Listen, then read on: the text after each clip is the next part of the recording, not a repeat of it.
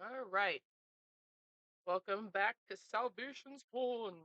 We're doing episode, what I said, tunnels. Oh, yeah, secret tunnel through the mountain. That's what we're doing. So, last we left off with us would have been we just finished the War Council meeting, pre War Council meeting for the first time with Helka and King Sharat. And we had agreed upon uh, that we needed to get more bows and arrows to deal with the Valkyries, and that we needed to find a secondary entrance and exit to the kingdom in order to hopefully flank our enemy. I think that was the bulk of what was discussed as far as our goals for the War Council meeting. So we are making our way to the Wild Ones caves in hopes that the mining tunnels will lead to a potential exit. And as we are heading down that way, I'll let you, Mr. DM Alex, talk about what happened with Hag and what he was up to with the Frost Giants before finding a Patline Knight. Yes. Also, I will be guest appearing on our little recap that we're doing. So, Dag had been left behind out in the tundra outside of the capital city for Venra because, frost giants are rather large.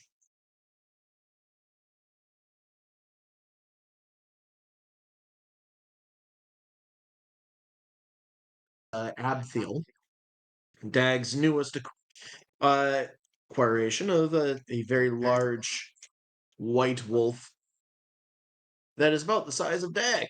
So Dag chose to remain outside with the Frost Giants for a little bit, and they were going to teach him about their culture and customs. However, while they were doing this, a man rode up on a horse. Uh, Dag, upon seeing this man, and with his keen senses of the wolf, noticed that on the man's saddlebags were two sets of armor that Dag knew very well, one being that of Lexa Vanguard, and the other the Medusa Uriel. Dag thinking, well, if the man has their armor, he must have killed them and taken them as a trophy, as he often does by taking the heads or various remains from conquered foes and shoving them into the bag of holding. So Dag, seeing someone who, more than likely in his mind, hurt two of his friends, as a barbarian does, barbarian raged.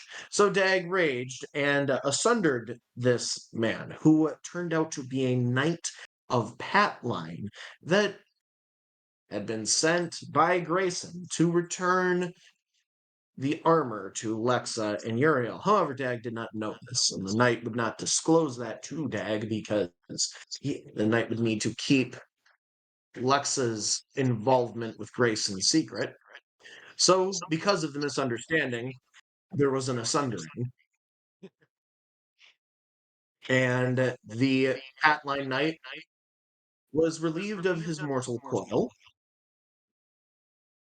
And Dag took the armor, told his frost giant brethren that he needed to go, that his friends were in danger, and that he would return. So Dag rushed into the city to find Salvation's Horn at the Wild Ones.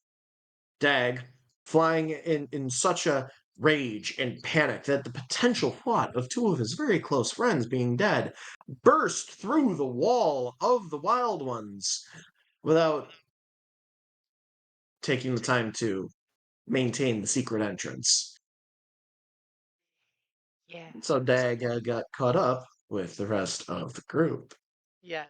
I think wasn't it also he ran into Zana as she was coming out of the tavern in the lower Yep, echelon. He just kept going. Zana had no idea what was going on, but Yes. Zana decided to follow. So Zana and Windstar came along. Yep. And then after that, I remember there was a older man that Dag had trampled upon his entrance to the Wild One's cave. Yes, And poor old man. poor old man. We can metagame a The little dag, bit because it doesn't matter now, but it was not a good person of that we course let not. in. You can't give. Uh, Prior So to that, Dag go ahead. stepped on an old man and broke his leg, Uh-huh. which we'll get to that in a moment. But Dag comes into the Wild Ones cave with Zana and Windstar in tow, flying in a panic. He thinks Lexa and Uriel are dead, and he sees Lexa and Uriel standing there, and he's like, "Wait a moment, I thought you're dead." No, we weren't dead. And Lexa and promptly gets very confused at what's going on and the fact that there is now a giant hole in the wall. I think we were all still kind of in the lobby area. I would kind of call it the lobby area of the Wild Ones cave, the main entrance before the cave opens up into where all the tents are. And Alexa is pissed. So I do remember Zana trying to cast a calm emotions on all of us because we were all uptight, and Lexa kept backing out of the range, and then she kept moving forward, and so it was constantly a and then calm, and then and then calm, and then and then calm. On our And way, why was Lexa so upset? because he told Lexa that he had killed a Patline Knight with their armor, and Lexa was not thrilled about the fact that she just got knighted and just had all that stuff happen, and Dag, without thought or questioning, just lopped this guy's head off and killed him and took the armor. It didn't make logical sense to her in the moment, so she was very frustrated with Dag. Um, Prior to that, walking into the cave, Dio and Lexa had a Lexa and Dio tingle that they were being watched. Went to investigate said thing that we thought we saw on the wall. Nothing was there, but we had a very bad feeling. So that was also something that happened. Um, It was After very that, I unfortunate. The believe, roles were not with. huh? It was very unfortunate. The roles were not with you. Yep, no, they were not. I think I rolled a 19 and still wasn't good enough. So anyway, uh, went back into the cave. We got the old man. Lex was giving Dio the eye of like we should just stab him. But we decide not to stab the old man, even though we are very in paranoid mode. Um, Rip did, incite the old man, and he wasn't giving off any odd vibes. And Dio made him swear that, he hated Serapis, and made him call Queen Lysithea a bitch, yes, that's which right, the he old did. man promptly did. You wouldn't be surprised if he actually believed that a little bit. Um, Mm, mm. Anyway, mm. we ended up bringing him into the cave to recover. I think he ended up going to Letty's tent to get his leg Yep, and checked he ended up out. talking with Jack had the final say, and of course, Jack, being Yes. the refugee protector that he is, Hmm. talked to the man a moment who said his name was Kalani, not Uh-huh. Yeah, it was not whatever that not deep speech Kalani. word Kalani is. is the Kalani? Klaatu. There you go. Klaatu. That's it. Klaatu. Klaatu. I Klaatu. apologize. Kalani is the gentleman who sent them on the trip. Yes. Salvation Sword. That would not be Yes. the case. Abram Kalani. That's a DM slip up right there. No, it is Klaatu is the gentleman's name. Klaatu. Yes. Um, and we asked Jack if he knows if any of the tunnels in the cave lead to any outdoor exits, and he said the best option that we could have would be the cave on the far end on the right would be our best bet to potentially finding an exit. So as Salvation's Horn is walking down the tunnel, having various small talk, we start to get in this discussion of like why caves are just such a bad thing for us. And is Caves this are a good wonderful idea? things. Yeah, no. Everything that's ever happened bad to us has always usually happened in the cave. And so I We think found even Marcus made mention of, like, I wouldn't be surprised if, like, myself or Dio or something like that go down, when we run into something here in this cave or something like that. It's bad. So we get to the end where we find a rope bridge kind of going across a very deep, dark, scary cavern, an abyss below. And so we decide to send the smallest member of our party, who weighs the least amount, across with a rope Grum- tied around his waist, which would be Mr. Grum- Grimble. And he Grumsby goes, roll. Plumsby Roland Grimble, first of his name.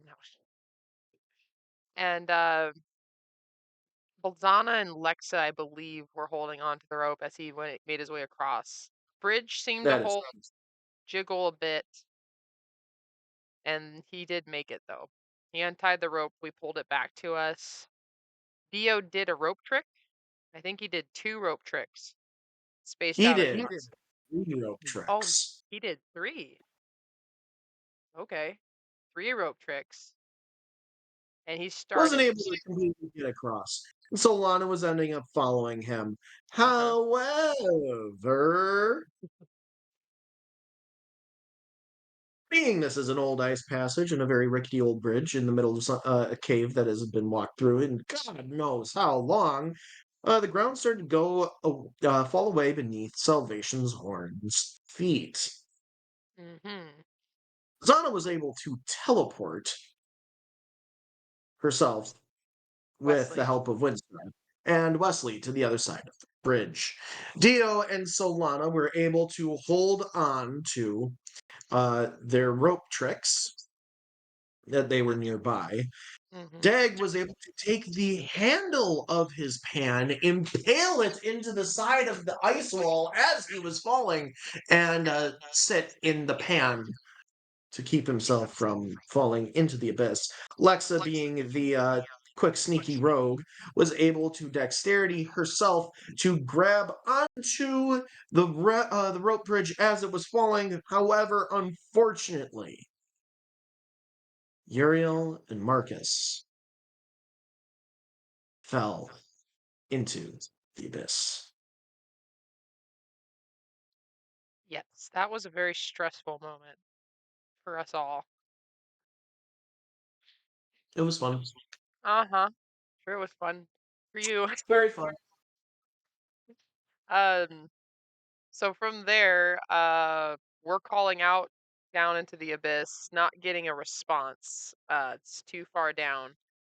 Uh, Solana's very agitated, at the fact that Marcus has fallen. Lex is very agitated that Yuri's fallen, but the whole group, and as in general, is not happy with what's happening and trying to figure out what the best course of action is, to get down the hole, to go get them. So I believe we were able to call out, and few moments, Uriel shot an arrow up towards the group, past Dag, which he was able to use his Path of the Totem Warrior wolf sense. I don't know exactly what ability that was that he was using, but Path of the um, Totem Warrior, 15 yeah, senses and such. yeah, he was able to trace the smell and know that it was Uriel's scent that was coming down from that, and that that was her arrow that had been fired. So we knew that one of them was okay or functional enough to shoot at bow and arrow. So your Solana again is agitated. I'm agitated. I think I climb up with the rest of the rope, give it to Dag, and say, Dag, hold on to this. Do not let go under any circumstances. And he agrees to that, holds on to it, and Lexa starts to repel herself down towards the bottom. Dio does a very cool alter self to To give create, himself flaw. yeah, claws for his feet and his hands, and starts to make foot and hand holds down the side of the cliff to head down with the rest of the team. Grimble polymorphs Windstar into a snake with a tiny little unicorn horn so that Yep. Zana can carry. her down and get down to the bottom. And it's dark. About halfway down, I believe we were able to call out and be able to slightly hear the other The party, response. the response. It was Uriel. Get to the bottom of the rope, and it's a steep slant. And so had to let go of the rope and slide down using a dagger to kind of slow and then get to the bottom and find that Marcus is absolutely like But, he's very, very hurt. I think he had a he was laceration in on his his head. death saving throes. Yes. And upon getting there, Uriel was very much like Marcus, like protected me. He took the whole brunt of the fall. He wrapped her up and he did all of the bouncing and the falling. Like his Yes. head is broken open in a spot. His legs are Shattered. Or one of them was. shattered. His leg is shattered. His ribs are broken. He is a kind of in a mess here, but he's Yes. alive, Alive. but doing his death saving throws. Yes. Which we did not know because we have come up with the rule recently that you don't know when people are making death saves. The DM So knew. I know that. You always know when death saves are happening. The rest of us The don't. DM knows all, or tries to.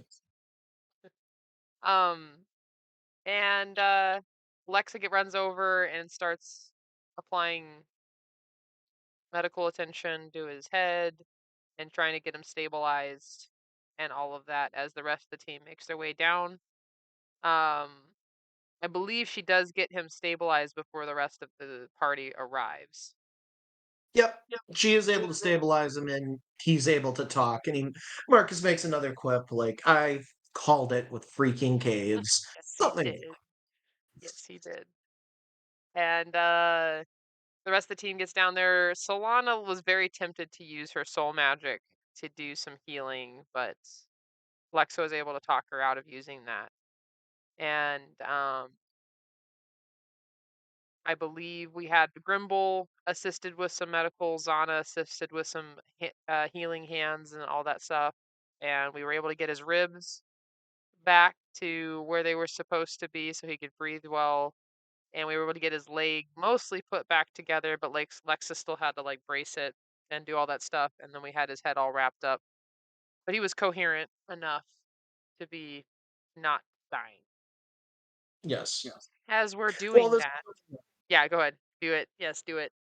Dio wants to explore the rest of the area that they're in, and he sees only one way out that they could potentially walk through. So as he goes, he examines it and he finds it's a bit of a breeze coming from that way. However, it's an uneven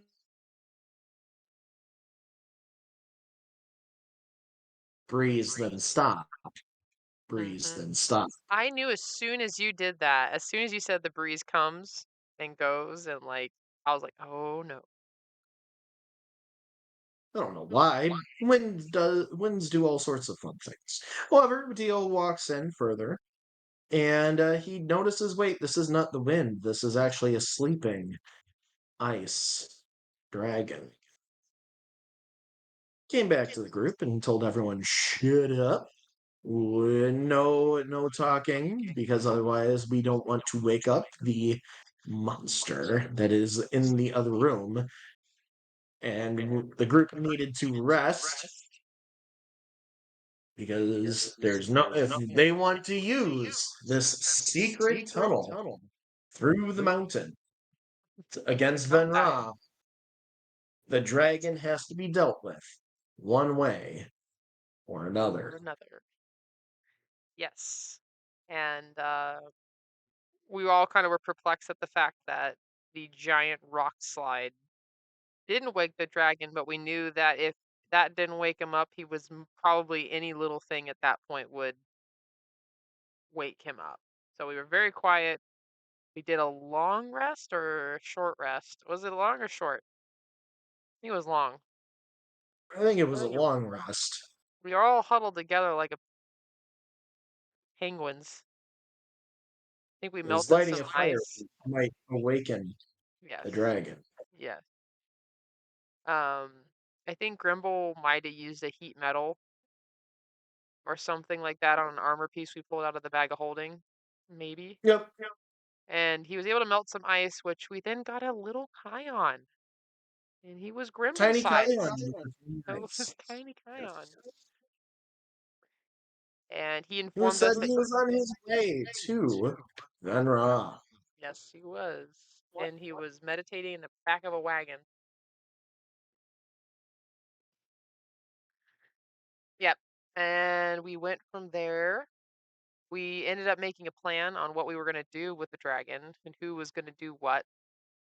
Came up with a strategy um, where our big tanks would kind of take the front assault, and then our sneaky people would kind of take the side slash back side of the dragon, and that we would all try to pounce on him kind of at once in hopes that if we got to him before he was awake, we could do a decent amount of damage before he woke up. I think also we noticed that there were a lot of is it stalagmites? Is that right? Mites are from the ground, tights hold tight to the ceiling. Yes. The ones on the ceiling are the which ones? Stalactites? Mites are on the ground, tights hold tight to the ceiling. Got it. If I got that Stalactites. wrong, then I taught students wrong, and if that's the case, well, they Oh don't need well. that. I don't remember that lesson in whatever class that was in. Um, but I think Ladies Lexa and had the gentlemen, idea to drop some stalactites down on top of the dragon, but Dio was like, "No, bad idea. It could hit someone, or bad things could happen." Lex was like, okay, I don't know. so the Okay, two venture forward, doing their best sneakity sneaks, mm-hmm. and behind the dragon, Dio finds a passageway down. Yeah, Dio being Dio, very curious half elf PB, a true rogue some of the group. emotions of truth, that he would like to go down this tunnel and see what's down there. And what did he find? He found, as he slid down, well, first off, he gave us the wave with his mage hand. Goes to step down, does not look where he's going, and he finds a nice ice ramp. So he slides down it all very non gracefully. Yep. Uh, the first door he walks into, he notices that there are pieces of meat and piles of meat and a blue arm there Frozen and some yetis Yetis remains. and frost giants, Giants. frozen. Mm-hmm. Pieces and parts and It's piles. the meat chamber of Yes. frost dragon. Finding nothing useful there, he continued on to seemed like the dragon's treasury room, Which it was. where he found various frozen frost giants, a shield with a depiction of the sun on it, and a throne with And a writing. crown. Ah, yes, and a crown sitting on top of a stalagmite. And he goes up to the throne and he is unable to read it because it is not in a language of which he knows. Further investigation of the throne, however, he was able to make out on the side in Elvish a partial name, which was DM Ramthun. Ranthune, and the rest of it was too worn off to read. And he decides after reading that, and he wrote it down. He said the words Ranthune, and in a moment, the throne has a pair of red, fiery eyes fixated upon him, which was very good. It was scary. And go ahead, you could do the voice. So let's just make these recaps great when you're here, as you could do the voices. So Ranthune, what does he say to the dragon? You don't know again. I don't. No, no, no. He said he's talking to the dragon upstairs. Oh, talking to the dragon. Talking Yes. to the ice dragon. I Yes. understand. Sorry. Okay. So the throne being awoken, or as the group would like to say, aroused,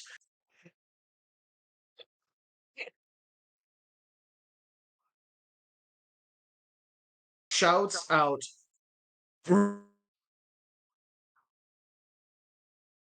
our secret, and then proceeds to shoot fireballs at Dio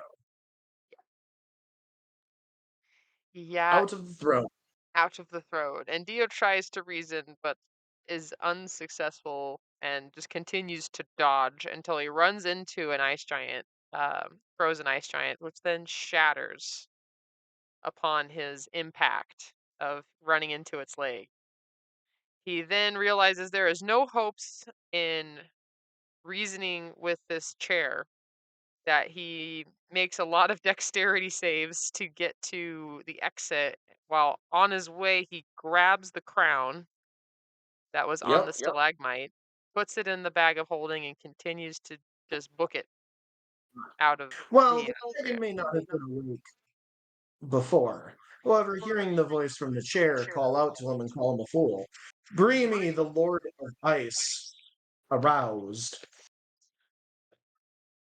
and woke from his slumber in Before the the rest of Salvation Salvation, Army we weren't ready. initiative. Yes. Uh, Prior to the getting to in combat, we were all kind of like looking at each other from a distance, signaling hand signals of like, what do we do? Do we wait for him to come back? Do we just go with the plan as we planned? Like, what do we do? Dio had put up a rope trick for Uriel to climb up and have a vantage point from that she had made her way to. Solana And she and was upside down with her snakes holding her arrows. mhm, Lexa and Solana had made it to one side of the back side of the dragon, and that's when it all before we got anyone else, I believe, out. I think maybe Grimble had started making his way out to his spot that he had chosen to be at before Briami, the Lord of Ice, woke up. Rolled for initiative, and we also had to roll for what was it? He fear. We had, some of us got scared. Yep, some of you had to roll to see if you were frightened by the massive dragon. Yeah. I think I was one of the. I think Lexa was the only one of the only ones that did not make that save. I don't recall anyone else not making that save. But Zana charged out. Dag Wesley charged charged. out. Wesley charged out. I think it was Dag. No, it was Zana, Dag, and Wesley, kind of in that staggered order. Center facing the dragon. Yep. We tucked Marcus into the corner of the prior cave so he wouldn't get hurt, and I believe Kion was making his way towards Grimble when Briami had woken up, but he was in range and he opened up his first attack with a ice cold breath to the people Well, in front of him. before you get there, you have Zana riding out on Windstar, and Yep. Zana gets uses all of Windstar's movement, and then hops off of Windstar like a Mario with a Yoshi, and gets underneath Briamy and starts poking him with her Lance of Fire. Yeah. Yeah. Whatever. Briamy opens up with a nice group of clustered adventurers in front of him with his ice breath, Mhm. dealing quite a considerable amount I of think it was damage. 60. I 60. believe that dealt it was some 60 something damage. Yeah. I remember it was in 60 or up or in the 60s. Yep. A lot. And then he has two other attacks, and he was able to bite Windstar Mhm. and throw him into the side of the ice cave, where the unicorn splatted against the wall and left a smear of blood as the Mm. unicorn fell to the ground. Solana, seeing that, screamed out for Windstar and rushed over to him and proceeded to try healing him with her soul magic Yep. for the rest of the fight. Yes. Kion was trapped inside, his consciousness was trapped inside of his water form that had now been turned into a ice statue, unable to free himself from that form, but unable to do anything. He was stuck in a limbo of being not downed, but not exactly up either. Yes. I believe also was it no, that Wesley was later. was Did Wesley get bit right after that? no, Wesley did not get bit right after that, but Wesley was pretty low. Yeah, he was pretty low. Zana was tucked under him enough that she didn't get the ice breath, but he then promptly started using movement to start to fly a little bit off the ground, which Mhm. then he used his wings to knock us all prone. Correct. Yeah. I believe we got all knocked prone, and that's when Dio showed Came back back. up. And upon seeing all of his party members prone on the ground with the dragon hovering about 30 feet in the air, promptly does exactly what Lexa thought to do in the first place, which was to shoot something at the stalactites up top to drop them on the And he dragon, except this time we are all scattered all over the place, not in a safe place, but he does it anyway and casts Burning Hands. scorching ray. No, Scorching Ray, that's right. Scorching Ray, that's not right. Burning Hands. Scorching Ray was able to hit all three, I believe, stalactites, and Dropping the drop. stalagmites onto the dragon. Yep, one pinning his wing, and then I think two, one hitting his body and one hitting his tail, and getting him back on the ground to where he is more manageable to deal with, and then makes his way towards the dragon. At that point, Lexus terrified. I think she got in a few whacks because she was already next to the dragon, but could not move closer to the dragon at that point. And Lex was Yuri, angered by its tail, if I remember correctly. you are correct. I was stabbed back by its tail. Uh, Uriel was continuing to shoot upside down with snakes handing her arrows from the rope trick, and Grimble then cast Animate Object on 10 copper coins to then command them to hit the dragon until it died, which he got in a one good round before Briami whacked them all like a bunch of fleas off of him. And I think he crushed all of the coins and broke Yep. that. I think Dad got a couple good licks under the neck area with. Then he got hit hard by a claw. Wesley tried attacking the mouth of the dragon, was bit and thrown into another wall, and he was down. Mm-hmm. Zana tried fighting with the vengeance of her unicorn that she has had since session 2 or 3 of this Two. campaign, smeared against a wall, and she got bit and was being held in the mouth of Briami, the Lord of Ice, threatening to snap the paladin in two. I think she was able to get one good lick in his eye with a lance before she got bit. Yeah, she was able to blind him, but he was threatening to bite her in two. Yes, yes. Dio then had made his way up the dragon's wing and onto its back, looking for any weak spots in the dragon's scaled body. Huh? Can you not hear me?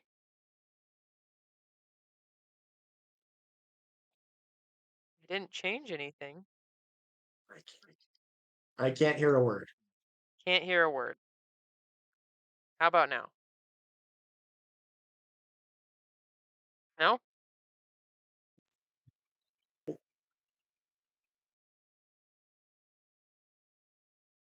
Testing? Oh no. In the world. Is it I can hear everything just fine. Hit stand by. Technical difficulties.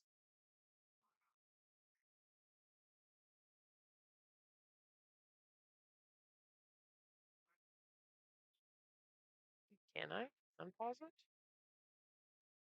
Pause Excuse me. recording. There it goes. Okay. Learning the new ropes of this software.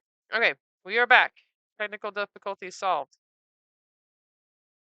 Um, so Dio made his way up the dragon's wing onto its back, looking for a weak spot in the scales of Riami. Brimble, upon seeing Zana being taken up in the dragon's mouth, being potentially torn into smithereens, decides that he would like to polymorph something as he has tried umpteen times in combat to polymorph whatever we are fighting, to no success. And as he's about to cast his spell, he decides not to cast it upon Briami, Dragon, Lord of Ice. Instead, he casts it on Zana and turning her into a silverback gorilla, which thankfully had enough strength and stamina to pry herself free of the jaws of the Lord of Ice. Very perplexed by what happened, Briami, I believe at that point, was pretty messed up because she broke his jaw upon escape of Yep, his. she was ripping his jaw and Yeah, holding it open. yeah. And at that point, Uriel shot 4 arrows down his throat and ruptured the ice sac, meaning that he is no longer able to use his ice breath. Dag then used his axe, aiming for the jaw, and brought divine retribution into the axe, into the jaw, and was able to sever that connection, allowing Zana, the giant ape, to wrench the bottom of his jaw to the side, peeling flesh and breaking bone. Dio was using his trident to carve a hole inside of the back of Briami's skull. Calling down Alexa, who mounted the giant dragon, ran up and took the last of her explosive crystals, which was about 10, and put them in the hole. They motioned to Kion, who was calling down lightning. They jumped off as the lightning came down on that exact spot, hitting the chink in the armor, as well as the 10 explosive crystals, and exploded, taking the head of Briami, Lord of Ice, clean off. He had been sundered. He had been weighed, he had been measured, and he was found missing a head. As most of our enemies tend to find themselves missing their heads. You do Yes, not this. get a head in life when you fight Salvation Sword. No. Yeah, there's a reason Heads Will Roll will be one of the best combat songs for us because that's the sense of what's happening. Uh, quick thing before we get to the aftermath of our downed party members. Kion he got whacked. How did he break free of Grumble had freed. Grimble? What? Grumble had freed him. Oh, that's right. Grimble had freed him. That's right. Okay. So the aftermath of Briami, Dio ran over to Wesley, was able to give him a health potion and get him back on his feet. However, as much as Solana had been pumping her magic into our beloved Windstar, it seemed that his wounds were too dire, too grave to be healed. as Zana ran over, coming out of her polymorphed gorilla form and running and sliding down on her knees, scooping Windstar's head up upon into her lap as she realized there was nothing anyone could do for him. He was gone. That was such a heart-wrenching scene. It was a very sad moment. There were many tears had. Yes. And I remember Zana saying something along the lines of, it's okay, and just make it unpainful as Solana had been exhausting herself trying to just keep him breathing.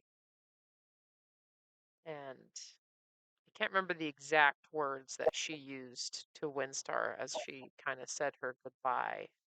But I believe it was something along the lines of, it's okay, buddy, we got him. It's okay, to go, kind of a thing.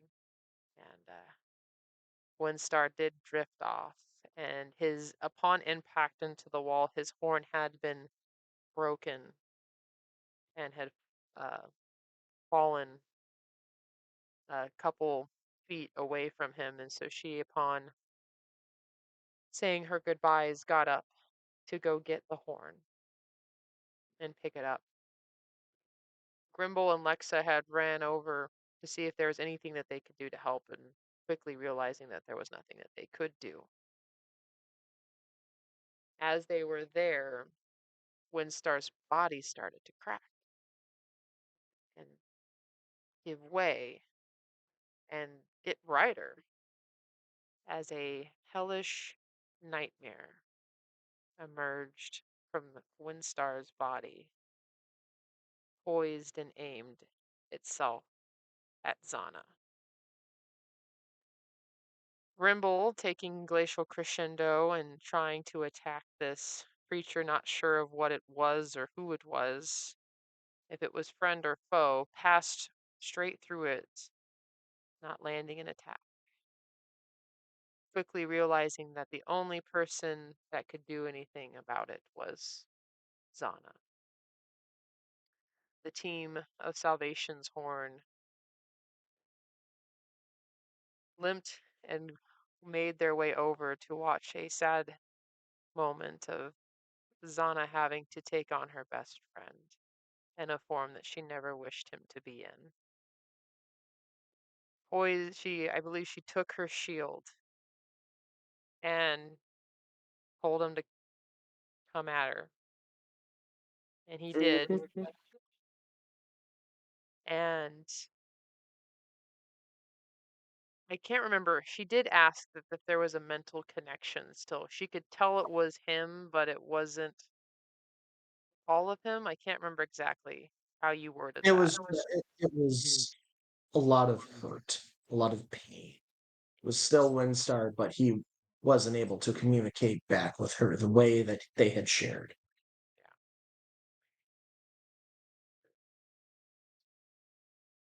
And Zana said she'd take it all for him, and I believe at that point, uh, readied herself and had to use her lance to put Windstar's.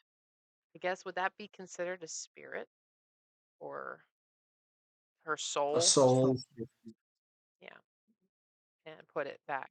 And so as she runs her spear, or it's not her spear, sorry, her lance through this broken form of a nightmare of Windstar, it breaks apart, and the shadows of the soul kind of whisper around as they make their way back into Zana, as they had shared a soul bond from very early on in the campaign. And Zana's soul returned to her after that. A very broken paladin with what was left of her unicorn's horn. Needed a minute, and I believe Solana had come up to her and given her a hug, and she wasn't quite sure how to process everything, but needed a minute. Mhm. So the rest of the team went and collected Marcus. Dio had spoken about the voice that we had all heard call out to Briamy, but realized we were too hurt and thrashed to go down and deal with whatever potential enemy that awaited us down in the dragon's treasury. So we decided to take another long rest in the ice cave. This time we did make a fire because we weren't worried about the dragon. And as we had our long rests, Dio had a terrible, terrible nightmare where he was, I believe, in the dark, and there were a bunch of eyes that flared up, all watching and staring at him until there was so many, and it was so overwhelming that he awoke from that. Kion, who had been keeping watch, asked him if he was okay. I believe Dio brushed it off as he was fine. And as the rest of the team began to awaken from their long rest, Lexa, half awake, hears Dio's voice in her head, not realizing it was in her head, thinking it was actually just him talking to her. Believe asking how'd you sleep or something like that, and she just kind of was like fine out loud. And then she puts it together. I think he said something else in her head, and she realized that he was talking to her in her head, and she just kind of gave him a look of like, "What the heck?" He's like, "Yeah, picked up a new trick recently. What do you think?" Well, this makes things a lot more easy instead of us having to use our thieves' cant. We can just talk to each other in our heads. This is great. So he had fun messing around with people on that one for the first little bit. Now we all know the Theo's amazing power of intellect, of that's telepathy. I don't know what is that. What is that spell called, Alex? I believe that's like a message spell. Yeah, message. That sounds right. It's very cool. We have enjoyed it immensely. As we're planning on going down, and everyone's kind of awakened, or has been aroused, or whatever we want to continue to make that joke. Um, uh, Dio had also learned a very cool new spell where he was able to conjure a minor illusion of things that he had seen in the past. And he minor illusions the chair, the throne of which he saw down. And as they're looking at it, Lex is able to make out two words: Ranthune Eclipsa. Correct. Was that right? I think that was right. That is correct. Right. Yeah. Those are the two words she is able to make out in ancient Draconic. Other than that, she could not read the rest of it. The team then assembles themselves and makes their way down, tying a shoving a spear into the ice and making a rope, uh, kind of, I don't know what you call it, a rope ladder, not exactly a ladder, but just a piece of rope to help them get down the very slippery ramp. Get down into the treasury room, and the throne is ash Is and gone. However, upon entering the treasury of this dragon, a couple of people got really cool things. Uh, Dio was able to stumble upon a cloak of underwater breathing, which allowed him to, I don't believe there's a time limit on it. I think he just gets to breathe underwater as long as he has it on. Kion got a ring of healing. Zana got a blessing. Grimble got boots that allow difficult terrain to not be difficult terrain for him. Um, any uh, he's able to cross like snowy or icy terrain without difficulty, and That's right. also gives him some cold resistance. That's right. I can't remember. Did Dad get anything besides the crown that he was gonna get from Dio? Did he get another item? Oh yeah, he got the poison, and he sniffed it. He sniffed And took a some lot of damage. and took a lot of damage from taking a whiff of poison. That's right. He had found a mysterious bottle of something which he later found was poison. Thankfully, he did not swig it, so character growth for just smelling it. Um, Found out it was poison and put it away for an alternative use. Um, Marcus uh, took the shield with the sun logo on it. I don't recall if anything else was given out to the. I don't think anything else went out to the NPCs. Yeah. Lexa rolled terrible. I think Lindsay rolled terrible. Nat won and got a cursed ruby. Wish I had just broken my face open. That would have been much more helpful.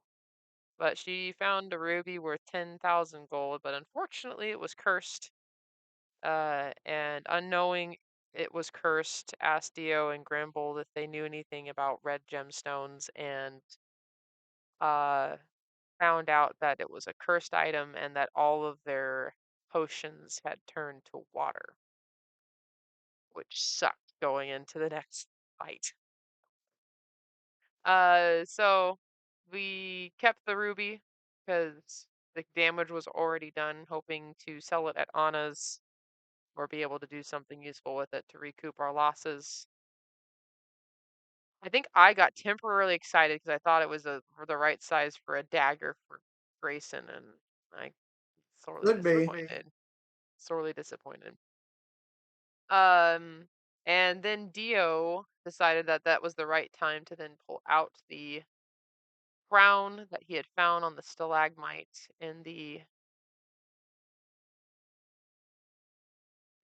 I guess, in the treasury room, and was ready to place it upon Dag's head with a grand speech. But that is for another episode of what happens when Dag puts on the crown. Puts Dun dun dun. So, uh, since I have you on DM, any favorite moments or highlights from that episode that you particularly enjoyed, or funny moments, or just things that you really overall enjoyed? the concept of the nightmare was one that has been played around with and toyed with from very, very early on in the campaign, very early on to the point of season one Mandala, when we had uh, Windstar go down and die by the hands of Rogar Mm-hmm. in one of the very earliest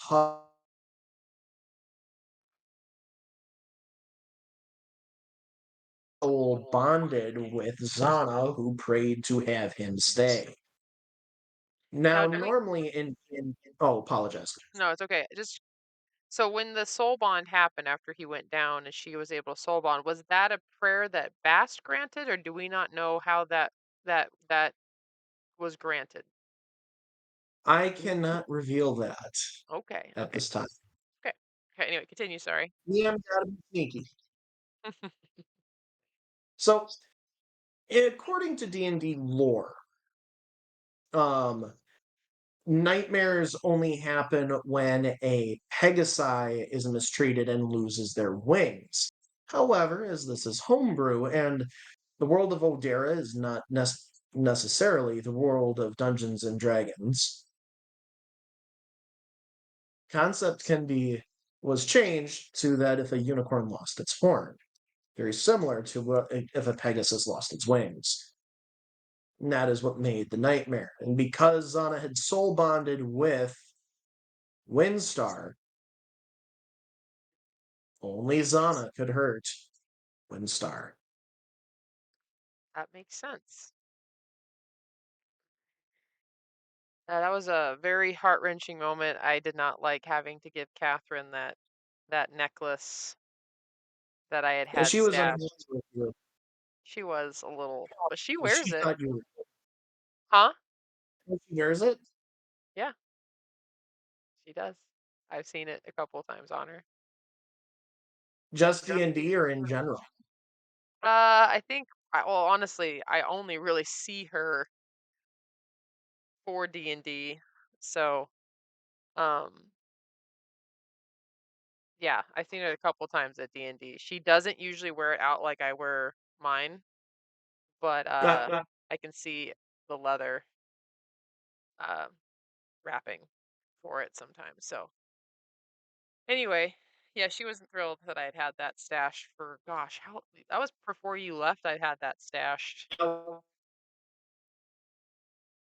The, uh the home, away from home.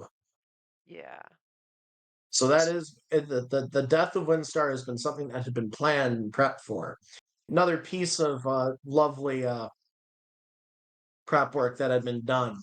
Uh, Catherine's mother is a, lovely lady who has played D&D from edition 1, long before we were all wee little babies. So she had been getting updates from me and bouncing ideas off of. She knew about the Mind Flayer, and she knew about Windstar and what would happen should Windstar die. And I asked her to compose a piece of music for us, Hmm. which she did fantastically. It was a very um, somber, low key song that based on a funeral song that the choir had learned how to sing. Hmm. Yeah, she recognized it, and Lars recognized it immediately when it started to play.